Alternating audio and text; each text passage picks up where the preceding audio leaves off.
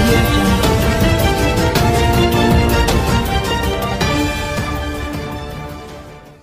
రాష్ట్రం ఎలా అభివృద్ధి చెందిందంటే ఒక చిన్న మాటల్లో నేను చెప్పగలను.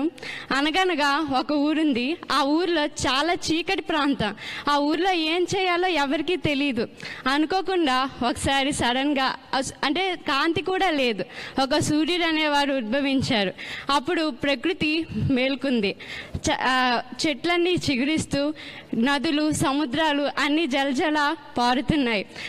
కోకిల్లాంటి కోయిళ్ళు కుహు కుహు గానాలతో ఆ సూర్యుడికి ఎన్నో వార్తలను అందిస్తున్నాయి. ఎప్పుడూ లేని ప్రజలు చక్కగా సూర్యకాంతి రాగానే చక్కగా ఇల్లు కట్టుకొని సరిగా జీవించడం మొదలుపెట్టారు. బాగా అభివృద్ధి చెందారు. ఆ గలగల పారే వనరులతో జీవిస్తూ ఎంతో అభివృద్ధి పదంలోకి వచ్చారు.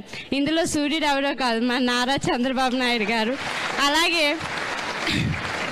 అలాగే మన సూర్యుడికి వార్తలు అందించే కోకిళ్ళు ఏవో కావు, మన శాఖ మంత్రులు, మన మానవ వనరుల అభివృద్ధి శాఖ, అలాగే వివిధ రంగాల్లో ఉన్న మన ముఖ్యమంత్రులు రకరకాలుగా చంద్రబాబు నాయుడు గారికి తోడుగా ఉండి మన రాష్ట్ర అభివృద్ధికి కృషి చేస్తున్నారు.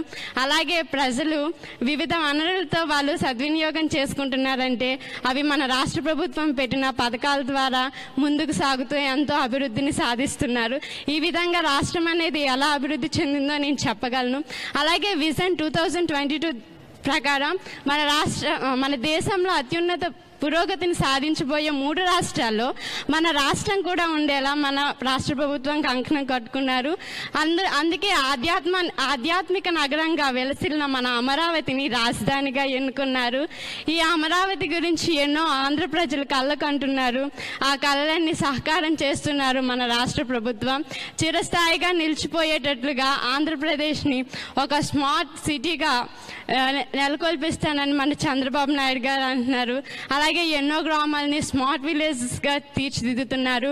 Simplified management and renovation technology, సరళీకృత నిర్వహణ మరియు అత్యాధునిక నవీకరణ, అందులో స్వచ్ఛ ఆంధ్రప్రదేశ్గా, నవ్య ఆంధ్రప్రదేశ్గా మన రాష్ట్రాన్ని తీర్చిదిద్దడానికి ఎంతో సహకరిస్తున్నారు. అలాగే షెడ్యూల్ కాస్ట్ అండ్ షెడ్యూల్ ట్రైబ్స్కి ఎన్నో పథకాల ద్వారా ఇప్పుడు ఏదైనా ఒక కుటుంబం ఆధారపడి ఉంటుందంటే అదొక యజమాని మీద ఆధారపడి ఉంటుంది. అతనికి ఏ కష్టం వచ్చినా కూడా ఆ కుటుంబం అనేది రోడ్డున పడిపోతుంది. అలా కాకుండా ప్రతి కుటుంబం కూడా సంక్షేమంగా ఉండాలని మన ముఖ్యమంత్రి గారు చంద్రన్న బీమా యోజన పథకం ప్రవేశపెట్టారు. అలాగే ముఖ్యంగా కొండ ప్రాంతాల్లో ఎన్టీఆర్ సుజల నీటి పథకం కింద 20 లీటర్లకి ₹2 మంచినీరు పథకం ప్రవేశపెట్టారు. అలాగే నీరు చెట్టు ప్రోగ్రాం. ఈ పథకాల ద్వారా ప్రజలందరూ వినియోగించుకొని ముందుకు సాగుతున్నారు. సార్, మీకు తెలియకపోవచ్చు కానీ మా దగ్గర చంద్రబాబు నాయుడు గారంటే చాలా మంచి వ్యక్తిగా మేము గుర్తించగలుగుతున్నాం. అలాగే మన రాష్ట్ర ప్రభుత్వం అందిస్తున్న సహకారాలు, అలాగే అదే కాకుండా ఐటీడీఏ మా పీఓ గారు, పాడేరు పీఓ గారు కూడా ఈ ట్రైబల్స్లో ఉన్న గుర్తించి వారు ప్రోత్సహించి మాకు ఎన్నో బుక్స్ వాటిని అందజేశారు. అలాగే మా గురుకులం కూడా మాకెన్నో విద్యా అవకాశాలు అందిస్తూ మమ్మల్ని ప్రోత్సహించింది. ఈరోజు ట్రైబల్ వెల్ఫేర్, సోషల్ వెల్ఫేర్ నుండి 100 మంది వచ్చారు. కానీ వచ్చే సంవత్సరం నుండి మాత్రం 1000 మంది వస్తారని నేను భరోసా ఇస్తున్నాను సార్.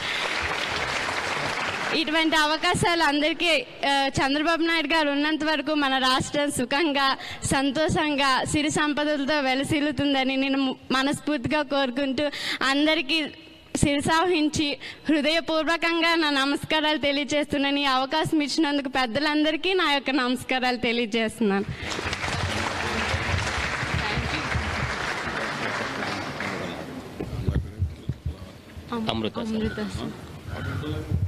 ఆశీస్సులు. చాలా సంతోషం. నేను ఎప్పుడో చెప్పేవాడిని, మట్టిలో మాణిక్యాలు ఈ పేద పిల్లలు. అవకాశాలు ఇస్తే ఎవరికంటే కూడా తక్కువ కాదు, అది నిరూపించుకుంటారని చెప్పాను. ఈరోజు మిమ్మల్ని చూస్తే నేను నిజంగానే గర్వపడుతున్నా, మనస్ఫూర్తిగా ఆనందంగా ఉన్నా. మీరు బ్రహ్మాండమైన పర్ఫార్మెన్స్ చూపించారు. ఇందుకు కారకులైన మిమ్మల్ని అందరినీ పేరు పేరున కంగ్రాచులేషన్స్, అభినందనలు. చాలా ఎక్సలెంట్ ఎక్స్పీరియన్స్. ఇప్పుడే అమృత ఒక పక్కన, ఇంకొక పక్కన రవికుమార్, ఇద్దరు కూడా మాట్లాడారు. అమృత ఎంత చక్కగా మొత్తం ఒక స్టోరీ కూడా క్రియేట్ చేసి మీకు అందరికి అర్థమయ్యేట్టుగా సింపుల్గా, ఎఫెక్టివ్గా, పాజిటివ్గా చెప్పగలిగింది. అదే క్రియేటివిటీ, సృజనాత్మక శక్తి. వీడియో నచ్చిందా? అయితే ఓ లైక్ వేసుకోండి, లేదంటే ఓ కామెంట్ చేయండి. ఎప్పటికప్పుడు మా వీడియోస్ చూడాలంటే సబ్స్క్రైబ్ చేసుకోండి.